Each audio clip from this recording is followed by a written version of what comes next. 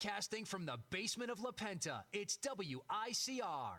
Hello, everyone. Welcome back to the Sports Vault Jersey. Joe Archino back here. And one of the storylines that really has captivated us all, it has really become the center of attention, is this potential of Carmelo Anthony and Kevin Love in a possible trade with the Cavaliers, the Celtics, and the Knicks. And really, no one really at this point knows how substantial these rumors are. It really seems to have been picking up more and more steam, but could you see it being likely? And I think there's definitely some substance to it. You could definitely see it making sense for all the parties involved. Danny Ainge has always expressed his desire to bring in a guy like Kevin Love. He's clearly always liked a guy like that. And I think obviously the Knicks are the biggest part in this is are they willing to? Carmelo Anthony would also have to make some things. He has his no trade clause.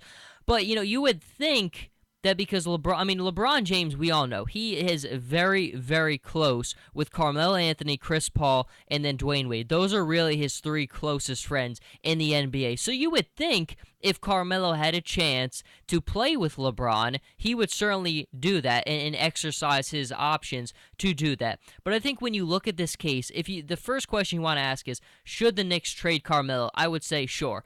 If you could somehow make this work with the Celtics and the Cavaliers, I would say, what do you have to lose? You're not winning anything with this roster right now as it is. If Carmelo Anthony ends his career with the New York Knicks, is he going to end it with a ring with that team? No, he's not. I mean, let's be honest about it. Even if you're a Knicks fan, there's no denying that there is no future there with Carmelo that holds a ring. This is a roster that is still a very long time from being capable of winning anything substantial. You're certainly not winning anything in the Eastern Conference as long as LeBron James is still there. So if you can't win anything for the foreseeable future, why don't you build and invest on that future? Cleveland is one of the teams where they're all in on win right now. The mode right now is win right now.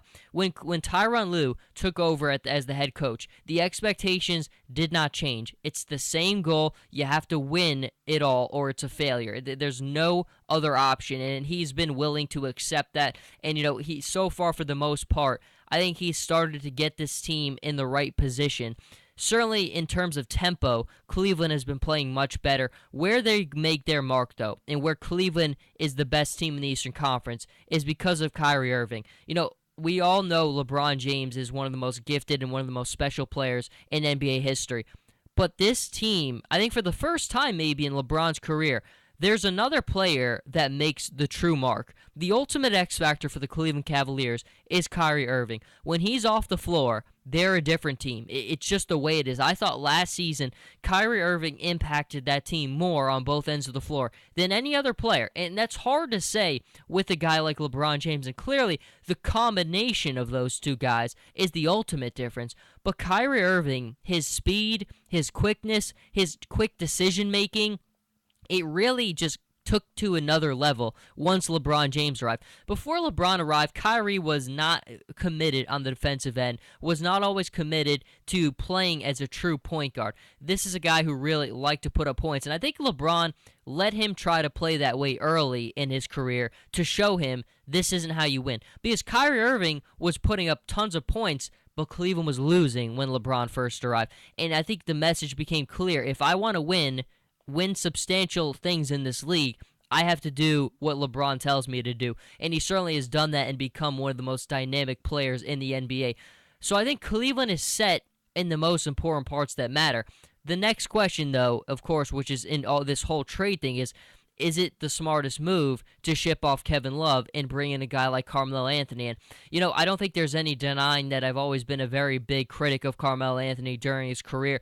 But I think when he's at his best is when the ball is not in his hands, when he's not handling the duties of bringing the ball up the court. Clearly, with the less you keep the ball out of his hands, I think the better you are. And on a team like this, I think it might be a little bit different because he knows he's not going to be the one with the ball in his hands. The ball goes through LeBron and it goes through Kyrie Irving before anybody else. And clearly, he is one of the most naturally gifted scorers in the NBA. Maybe outside of Curry and Durant, he probably gets his points easier than anybody else in the league today. But he's certainly always going to be a liability on the defensive end. And never forget, Ray Allen, when Miami they had their second season where things really started to change, and then the third season when things started to change even more. Ray Allen, when he came to the Heat, really was a hindrance to them on the defensive side. And you could see in Eric Spoelstra's face and some of the players' face, it was a difficult adjustment to make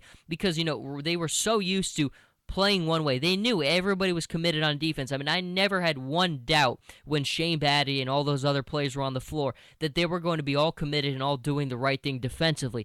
But Ray Allen, it was a difficult adjustment for him to make. And I think for Carmelo, that's going to be another thing.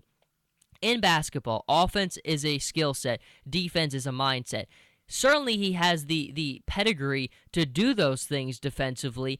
I just don't think he's ever had the commitment or the will to do them. And that's one of the things that does always worry me. But, one of the things I think you have to also understand is the notion of playing with a guy like LeBron.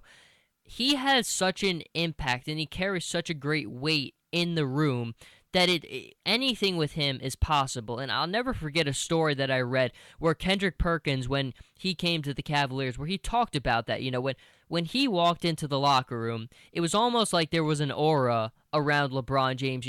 There was no question that this was the guy. Everybody he led and everybody else would follow. And I think clearly winning the titles he did with Miami helped him in his leadership abilities because when he came to Cleveland, he was the guy. He was the vet on that team. That was such a young team, still is, and he is the guy that they all look to. He's done things in this league that not a lot of people have done, and they know his formula works, and clearly they're going to look to him for leadership. Carmelo's really at the same point in his career in terms of age, in terms of not accomplishments. Clearly Carmelo's really accomplished very little in the league, has been out of the first round of the playoffs 2 times during his career. That's just not anything special to write off about. But then what's happening right now in the NBA is I think everybody's kind of looking at the Golden State Warriors. The Golden State Warriors are the team with the biggest target because no one can stop them. I mean, I still think, even if, let's say this trade works out, and Cleveland gets Carmelo, Boston gets Kevin Love. Boston, again, we're not going to talk about them as much here, but they're primed to really get to the Eastern Conference Finals against the Cavaliers. If they made a move like this with a Kevin Love who would have the ball in his hand so much more and just really be more of a main focus on a team, he'd go back to putting up his original numbers with Boston. I really don't have any doubt about it with how smart Brad Stevens is and the great guard play that Boston gets out of Isaiah Thomas. I really don't have too many doubts that Kevin Love would really return to being a double-double monster, putting up incredible numbers like he did in Minnesota if he became the central focus for the Celtics. And, they still wouldn't reach the finals, but this is a good Boston team. The Eastern Conference, at the end of the day, outside of Cleveland, really doesn't present too many problems. So if Kevin Love did end up landing in Boston, it could be interesting, but I still think, even if Cleveland gets Carmelo, I still don't see anyone beating Golden State. I mean, I look at the Golden State Warriors and the way that they move the ball, the way that they communicate, the way that they collectively play, the way everybody's always in the right place at the right time. There's not a better team in basketball than the Golden State Warriors. They've shown it time and time again. And again, the biggest thing that you have to ask yourself, and ask it seriously, who's beating them in a 7-game series? It's just not happening. The Western Conference is got very top tier heavy, more so than last year. San Antonio, and we know, is as good as it gets. Oklahoma City is as good as it gets. But in a 7-game series, I just don't see anybody beating them. San Antonio doesn't shoot as many threes as they did last year, and I think that will be the ultimate difference. Incredible defensively, but that's something that doesn't really hinder the Warriors. They're so young, and they have such fresh legs that they're just too fast for a team that's got so many veteran players on it. Oklahoma City could give them some problems, but again, depth comes into play in the playoffs. And when it comes to depth, again, there's nobody who has more of it than the Golden State Warriors. Andre Iguodala, all these incredible contributors off the bench, shooters, guys who can score, guys who will defend. they really have it all, the Golden State Warriors. I mean, it really has become the model of success in the NBA to build what they have built. I mean, you always have to go back to the draft in 2010 where they were able to get Draymond Green, Harrison Barnes, and Festus Ezeli to really to make out with all three of those players and still have them contributing majorly to this day. It just says so much about this team and where they are right now. But I mean, the Golden State Warriors are as good as it gets. I still think they will be holding up the title, but it will certainly be more interesting if this whole trade thing works out. I don't know if it will. There's a lot of whenever there's a lot of parties involved, and it's not just the teams, it's the players like Carmelo who would have to be willing to do it.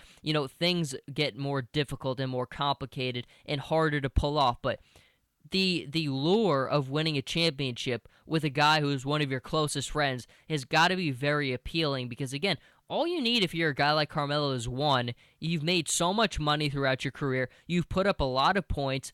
The thing you're missing is a ring, and the only way he's going to get that is by going to the Cavaliers. Again, we don't know if this will happen.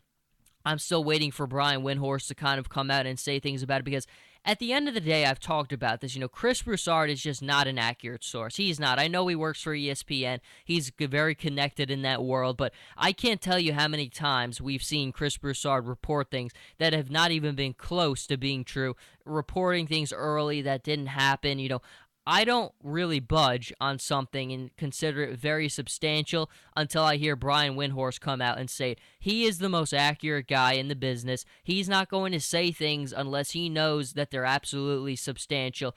I wait until Brian Windhorst talks about it, but certainly we'll continue to see. The trade deadline is this Thursday, and there will be moves. Cleveland's season was saved last year by the trade deadline. Bring in Timothy Mozgov, bring in J.R. Smith, bring in Shumpert. Their season was saved. Will it be saved again by another player at the trade deadline? We will certainly have to wait and see. Until that happens, Jersey Joe Archino here with the Sports Vault. You can follow me on Twitter at Joe Archino, on Instagram, Jersey_Joe_Archino, and we'll see everybody next time.